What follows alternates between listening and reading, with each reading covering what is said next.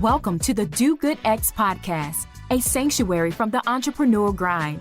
Hosts Kimberly Danielle and Stephen Lewis, advocates for impactful entrepreneurship, guide you on the path where purpose meets business. Join us to slow down, reconnect, and explore the challenges of under-resourced entrepreneurs, uncovering the unique journey of building businesses that make a difference. Now, your hosts, Kimberly Danielle and Stephen Lewis. Welcome, everyone. Thank you for joining the Do Good X podcast. My name is Kimberly Danielle, and I am a co-host. I am also a community builder, a communication strategist, and a coach who comes from generations of faith-driven entrepreneurs who believe that our purpose should drive us to contribute to the common good. And I am so excited about this episode today. Stephen, let the good people know what we have going on today. Yes. It's good to be with you today, Kimberly. As co-host, I am Stephen Lewis. I'm a catalyst for positive change in communities and business. And for over 2 decades, I have inspired leaders and entrepreneurs to live and work on purpose with intention, with faith, and commitment to the well-being. And I am also excited, Kimberly, for our conversation guest today, who is Nipun Mehta. If you don't know him, and after you hear this podcast, look this brother up, because he has done so much and is just a poster child for all good things and acts of kindness. Nipun is the founder of ServiceSpace, which is a global community working at the intersection of technology, volunteerism, and a gift culture. Now, as the designer of large-scale social movements that are rooted in small acts of kindness and service that are powered by micro movements of inner transformation, his work has uniquely catalyzed many-to-many networks of community builders grounded in their local communities and rooted in practice and cultivating compassion.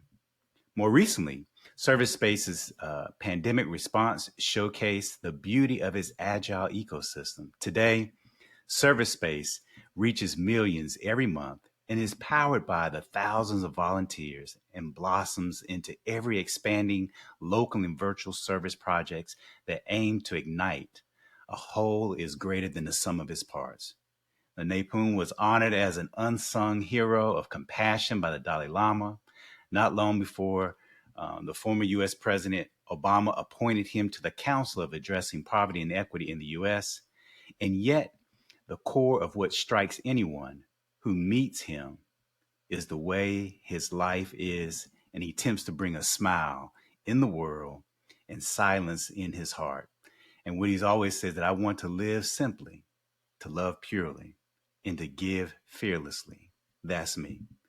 I spent a few days with Nipun last year, and then at the top of this year. And let me tell you, he is a man of his words, and he is definitely an embodiment of kindness and service and inner transformation. You are in for a treat today. So Nipun, it's good for you to be here with us today. Oh, I am so happy. I'm beaming. My heart is smiling just because I'm in the company of both of you. And because I know you stand for all the same values that I also stand for. And I think it's just kind of lifts your heart up, when you're in the company of kindred spirits. So thank you for having me. Well, thank you for being here. I want to ask you, your mission in life is bring a smile into the world and stillness in my own heart. That's what you've said. And so how has your life mission shaped and informed the birth and the development of ServiceSpace? Well, I think for me, it does come down to kindness. I remember many years ago, many years ago now, I was a teenager once. I had hair once upon a time on my head. And I remember one of my buddies from kindergarten, he'd gotten a little motorbike and he was taking me around.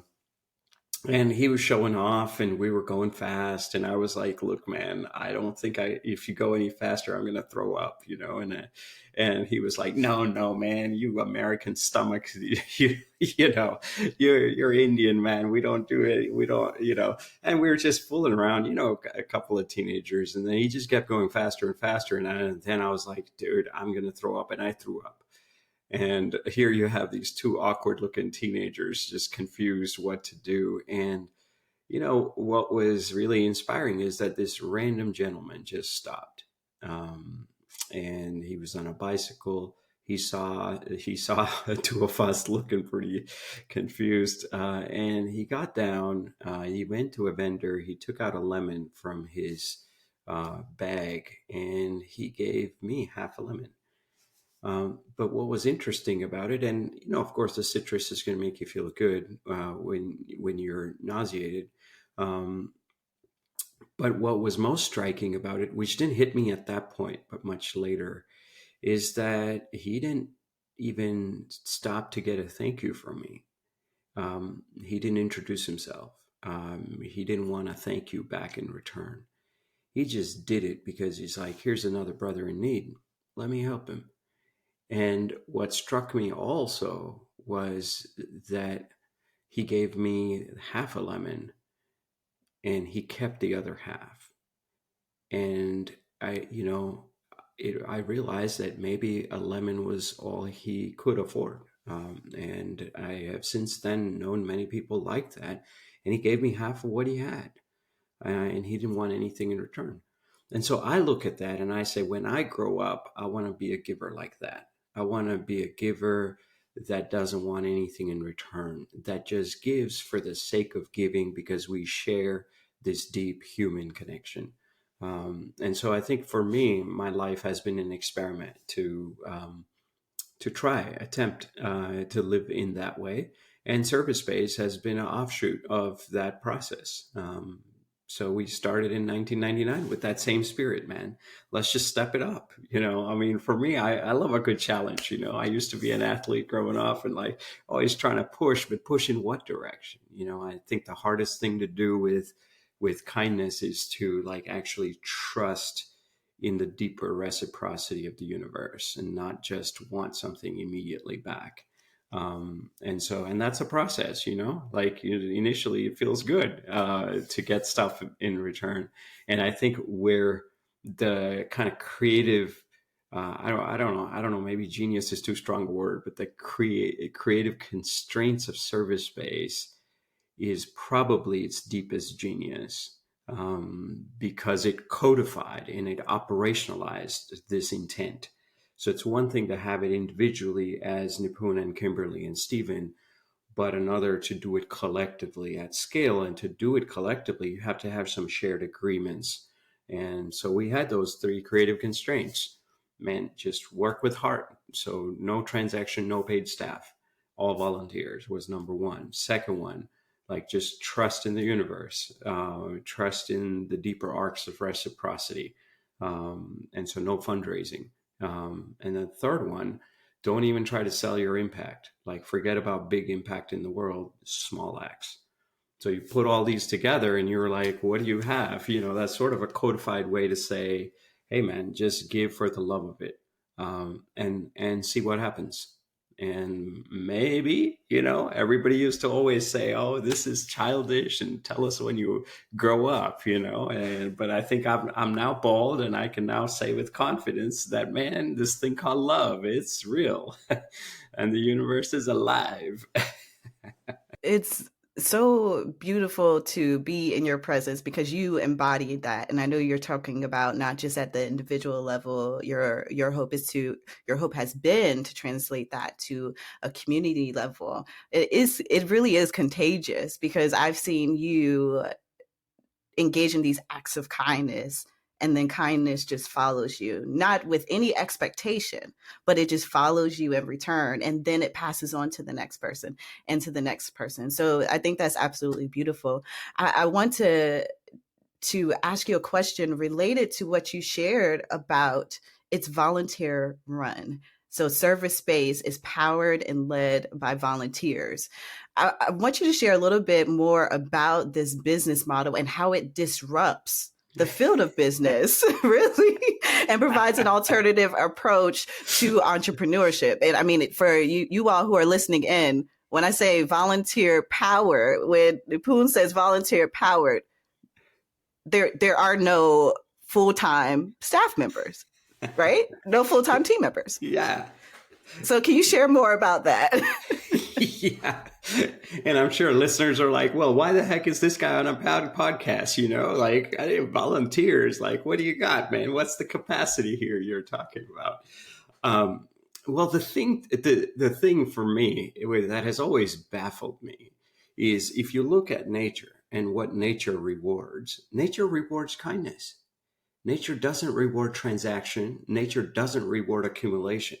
So if I get $1 million and it's sitting in my pocket, like the kind of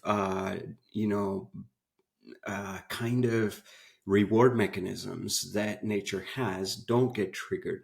But if I do an act of kindness, I mean, this is Michael Norton's research at Harvard. He went to people and he said, look, I'm going to give you some money. You can do two things. You can spend it on yourself, go to a mall, buy something, or you can give it to a stranger. And the moment you give it to a stranger, even if you're a skeptic in your mind, the moment you give it to a stranger, you get rewarded with all this dopamine and oxytocin and serotonin and all these endorphins, right? And you're like, wow, why is nature rewarding me for doing an act of kindness? And if it is rewarding me, why don't we have institutions that are actually built in alignment with nature? Right? What we are saying is I'm going to be toxic, and to cover up that toxicity, I'm going to give you a market reward. And so you can be like, well, yeah, it was worth it because I got to go buy a few things. I put up with all this toxicity so I could buy a few things and get security. And we created a whole game around that. But there's a much bigger game, a much more infinite game in town. And that's love. And nature totally rewards that. And so you look at that and you say, why the heck don't we have systems that actually tap into this labor of love, that actually multiply it, that regenerate it? And what happens to the collective effect? So it's one thing for me to be in that space in me. And it's one thing for you to be in that space in you. But what happens when we do it together in a shared space? Like, is there a regenerative function? And there absolutely is. And so how do we start to innovate in this direction? But I think we've been too decapacitated by the market stories and the market norms, which clearly aren't working for everybody. Like, we know that. And we still play these zero-sum games and we say, oh, like, let's go out and get, it's like if one funder is giving money and you and I are both competing for it, even if I win, you lose, right? Like, and there's got to be a better way. Like, we got to be able to find a better party, And so I happen to think that, like, this is the better party, man. We all win. And we all win by not playing these narrow, finite games. So for ServiceSpace, it's been an experiment. And initially, when you look at it, you think, oh, well, this is a lemonade stand. Like, what's the big deal? Why do we have this guy on a podcast, man? It's like, because my kids know this, and actually all of us probably knew this when we were kids. In fact, Gandhi would, when he's asked, where do you go to learn the law of love? He said, I go to little children.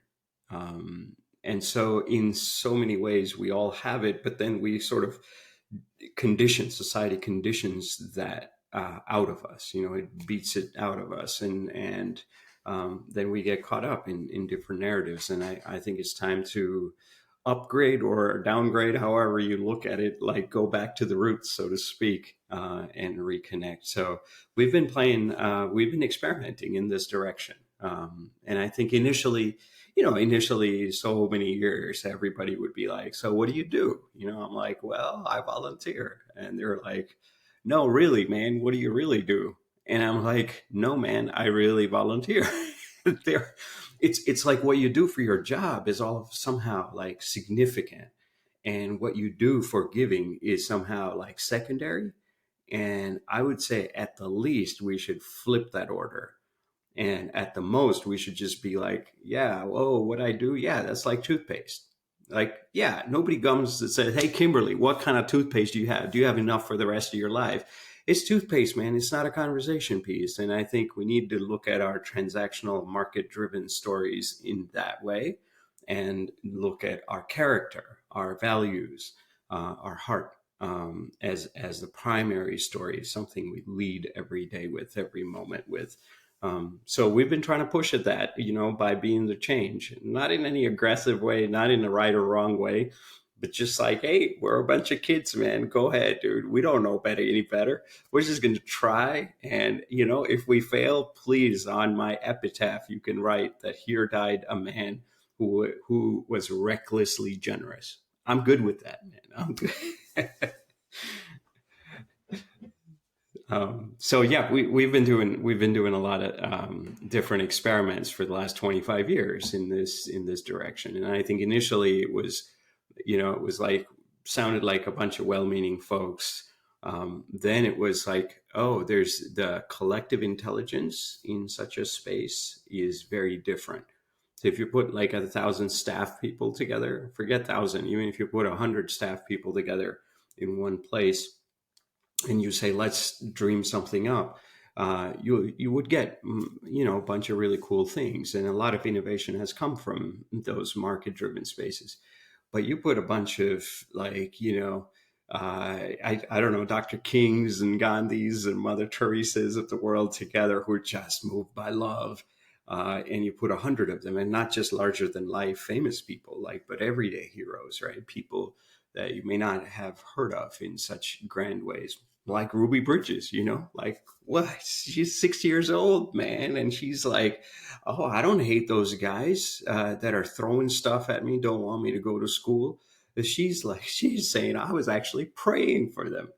And I'm like, wow, like if that's not the law of love, right? But even if she didn't become famous, like how do you, if you had like a whole bunch of people coming together with that spirit, like what is the ceiling of that? And I think we haven't explored that as humanity.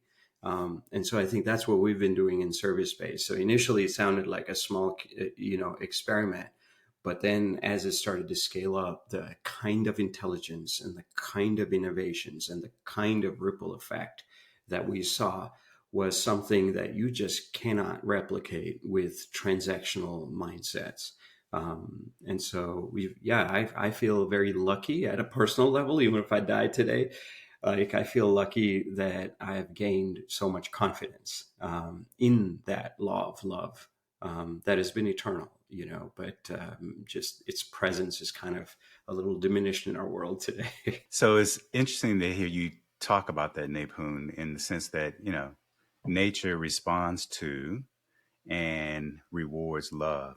I mean, can you think about building a business with a business model based on love? I heard this poet, Jaya Johns, who said, people ask, so what do you do for a living? He says, I love. And if more of us could do that. So you remind me of that in the ways in which I think I've heard you say, in the beginning, we were looking for 40 hours of commitment. And we could have gone out and hired somebody to work 40 hours. But it's like, what if we get 40 people that could just donate an hour of their time out of love? And so I think that's very instructive and fascinating and so alternative to like what we actually see in the marketplace. And so I'm curious about, how does nature respond to and reward, or at least work with, AI and generative AI?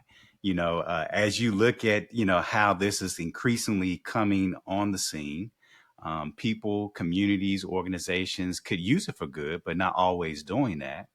But yet you at ServiceSpace, you've been experimenting with AI bots and compassion AI. And so can you share, what sparked those experiments? Why are you doing that? And how are those expressions of what you've been talking about as it responds to nature and love, and how we can learn from those types of things as it even relates to working with AI? Yeah. I mean, at some level, I used to be a computer scientist way back in the days, and I try to, I don't think I can beat it out of my system. And so at some level, ServiceSpace has always worked at the intersection of, computing power, which is technology, community, which is, human beings, social interactions, and these eternal values like compassion, right? So if you look at computing, community, and compassion, and you say, well, how do we find the center of it? And so we started by building websites for nonprofits, and then we proceeded on to so many other things online as well. But in 2017, we used to run this portal called Daily Good. We still do. It sends out a little bit of good news every day. And at some point in 2017, we created this bot, and we had a demo of it. We were like, wouldn't it be cool if you could like put all the news stories of CNN or any other news source or all the news sources, and this machine could, or this bot or this intelligence could tell us input is a story, output is like a compassion score, right? Like, how compassionate is this story? Is this something that polarizes you, or is this something that actually brings people together? And so we had a demo of that, and we were like, oh, that would be cool. And then, of course, ChatGPT, kind of GPT 3.5 particularly, came out, and everyone's talking about all this. And that was a pretty major innovation. But, how are we going to use this innovation? And it's, left to its own devices, market AI is just going to automate the status quo. And the status quo doesn't work for everybody, right? We know that.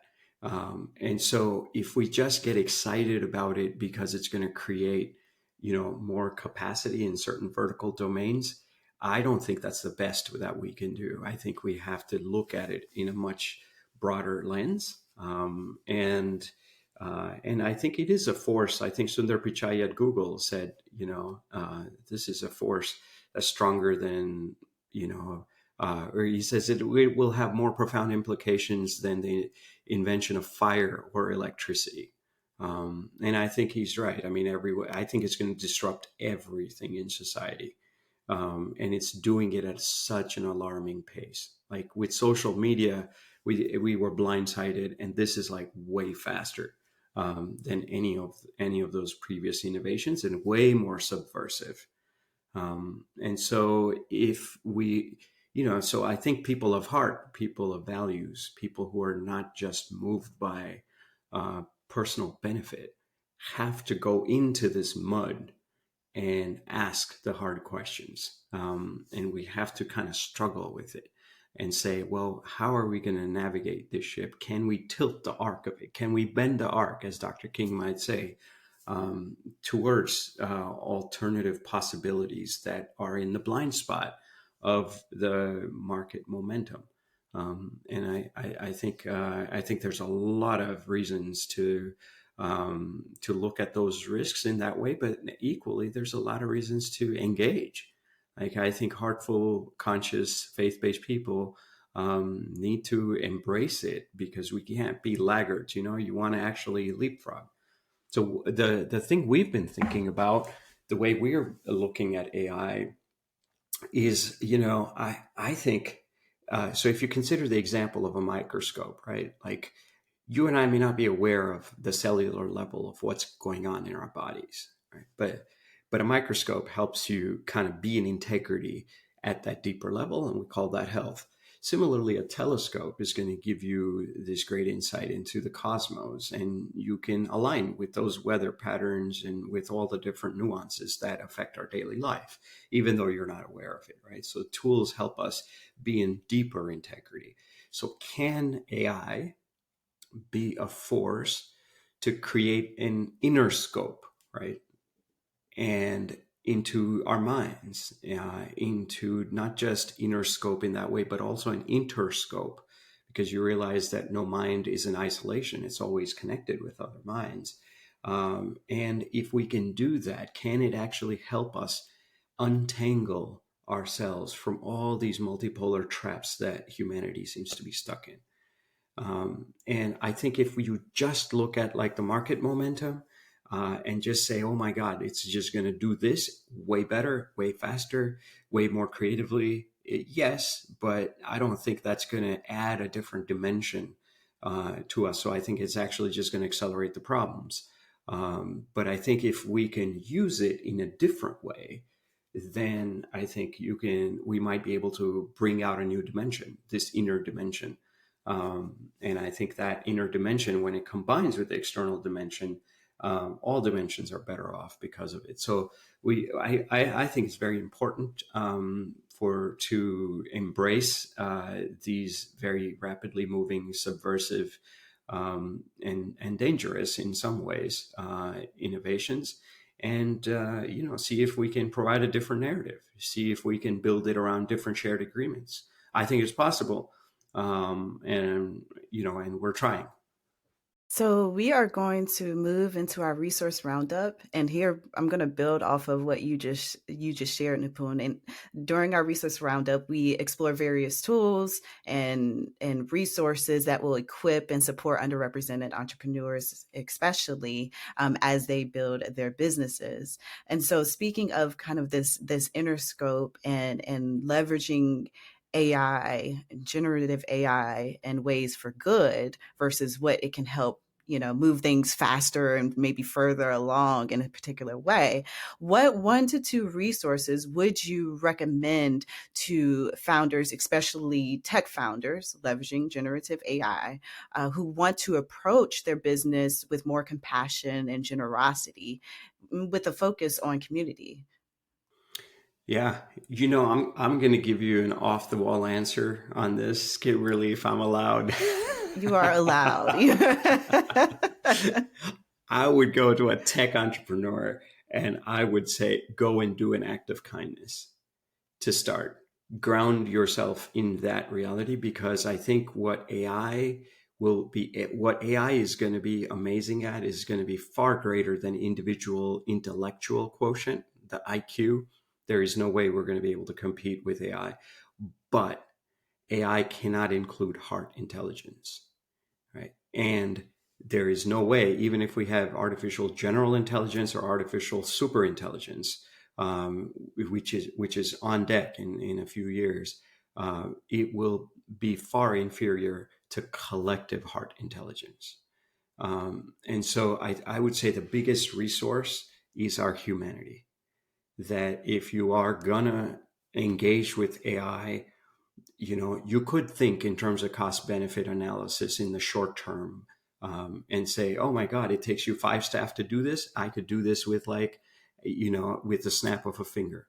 And that's true. You could, and you will be able to increasingly do more and more things like that. But I think the deeper design question is, what are you actually trying to solve in the broader margin goal? Right? Where exactly you're a founder of a company, you have a certain mission, you want to be sustainable. That's good. That's fine. But ultimately, like, what is the benefit to humanity that you are seeing, and how do you work backwards from there, and draw a through line to the narrow goals? Not like the other way. Not say, hey, I want to start here. Once I get all my ducks in order, then I'll think about the greater good. I would say that think about the broader margin goals first, and then go here. And I would say that keeping the human at the center, keeping the heart at the center, is very important as you navigate all of this. Google yesterday announced Google Overview, right? Like, so you go to Google search, and it's just going to give you, you no longer have to click on 10 links and synthesize it. It's going to synthesize all these answers. So you could go to Google today and say, create a 21-day, vegetarian meal plan for me. And it's going to analyze everything. And so that's true and good. But like when I say, oh, Google, like, who are the best givers you know of? It's going to give you the Warren Buffetts and the Bill Gates of the world. It's not going to give you that guy in the slum community who says, hey, man, I may or may not have food today, but I always feed the birds on that tree because my great grandfather used to do that. And this is who we are. Like, to him, that giving is much more important than even his own existence. And this is a real story, somebody I know. And that's not going to show up on Google. And so if you're just going to automate, there's like a lot of theories of change that we're completely bypassing through this kind of momentum. So as tech founders with heart, with faith in a deeper narrative, you have to go in and ask and say, well, I can make this faster. I can make this, I can increase a lot of capacity in this way. I can be a lot more creative even. But what values are you really trying to propagate? To think about that, not as an afterthought, but as a forethought. To lead with that, to continue to keep that in the center, and to end with that, it would be my hope, especially people in your community. I think those are the folks that will do that. So I would say that's my off the wall. It's not like, hey man, go to this because this stuff is moving so fast. So even if you say go to this resource or that resource, it's like, yeah, like next month it's going to be a whole different ballgame. And so we're just able to do so much. Like you can type something and it just creates videos based on that. You can, with 3 seconds of someone's voice, you can just create a whole clip. There's this incredible website called Infinite Conversation. I mean, this is a year old, and in AI time, that's like ancient. But a year ago, you had this German philosopher, this German filmmaker, and this Slovenian philosopher, and they both have huge corpuses of their information. And AI is just generating all kinds of content. And it's in their voice, and they're actually talking to each other. And this was a year ago. And now, 2 days ago, OpenAI has just released something where this multimodal AI, their latest model, GPT-4o, and where like my AI can talk to your AI, like literally your phone and my phone talk to each other, and they sing songs and complete each other's lyrics. They have a demo of this that they just put out 2 days ago. And so it's kind of amazing, and it's kind of awe-inspiring, and there's a little bit of terror embedded in it as well. But I would say that people of faith, right, founders who are leading with heart, have to go in there and ask different questions. They have to say, okay, both of those things are there, but how will I bend the arc? And I think I love entrepreneurs, because they're not looking to they're not looking to manage the current pie, right? Like they are actually looking to broaden the pie, but broaden the pie in which direction? And I think this is where you have to ask that question. So I would say, go out, do an act of kindness. The greatest resource we have is our heart. It's not our heads. It's not our ideas. AI is going to be able to do all that for us. But our greatest resource is our heart. And so that little act of kindness, it sounds so simple. It sounds almost silly to be here on a podcast and be like, it's not this website or that website, but it's actually like just going out and doing something and seeing what is the intelligence that's activated in your entire apparatus, like in your entire being. And how do I marry that wisdom and that aliveness, as Howard Thurman would say? Just, dude, what the world needs most are people who have come alive in that way. How do I marry that with my product, with my company, with my business, and achieve all the narrow margin goals? So lead with that first. Well, as people, I'm not surprised to hear you say that. Is that allowed, Stephen? It is. But let me ask you, for those who do want to jump in, entrepreneurs who do want to jump in, is there a tool that use generative AI that they should be paying attention to as they think about their own entrepreneurial endeavors, even though the landscape is changing rapidly? I would say if you have no experience, I would say just go to ChatGPT, ask a question, ask hard questions. If you want to get a little bit more mind blown, go check out, there's some of their tools like Sora, or image generating tools like Midjourney, where you can type something and say, create, like I did this for my wife. I said, sometimes when she wakes up, I'll send her a funny text message or something. And so I said, create an image that's happy, rosy, peachy, and it's a good morning image, and I described it in like 2 sentences, and it created like a completely original image. And then I said, well, like that looks too fake. Make it in Van Gogh style, because she's a fan of Van Gogh, and it did it. And I got a lot of brownie points from my wife that morning. But play with that, and play with some of the music tools that are out there as well. That you can actually create some really cool, add some really original, cool music with very little overhead. So as you experiment with text, with audio, with video, with creativity, music, art, I think we'll see a different possibility of what's really, what is possible. And I think underneath it will beg the question of what does it mean to be human? Like, what is the unique human value add? And that, if we can marry these capacities with the unique human value add, I think that would be a real win for humanity. So acts of kindness, and then you all got various tools to go and explore, but do them both at the same time. And if you're listening in and you want to access more resources to help build your business for good, you can go to dogoodx.org. And here you can join our Do Good X LinkedIn community, where we share resources, tips, and tools. We'll take some of what Nipun shared and share it there as well to provide entrepreneurs and change makers with a community of support. So we hope to see you there. So thank you for joining us, Nipun. It has been a gift. It always is a gift. And so grateful for that hallway conversation about Howard Thurman, about acts of kindness and generosity and compassion and Martin Luther King and all of the things that led to this continued relationship and conversation. I'm grateful for you and the work you're doing in the world. Oh, likewise, Kimberly. You are such a radiant human being. It's hard not to just be like, hey man, I want to know the story behind that smile. And Stephen, I feel like he's a brother from another mother, as they say. We've got the Howard Thurman and Gandhi connection going. Both of you are a blessing for me in my life, and I'm sure in so many others. And I just feel elevated whenever I'm around you guys, and grateful that the grace of life has brought our journeys together. And hopefully we can continue to do greater good in the world. So I'm thankful for your friendship. Likewise. We're thankful.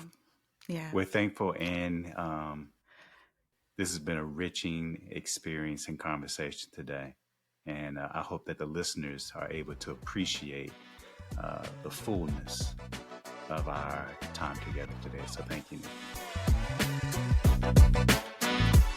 Thank you for listening to the Do Good X podcast. To continue the conversation or access our resources, visit www.dogoodx.org. Join us again for conversations that will nourish your soul, ignite your dreams, and empower you to build an impactful business, one intentional step at a time. Until then, keep striving, thriving, and doing good.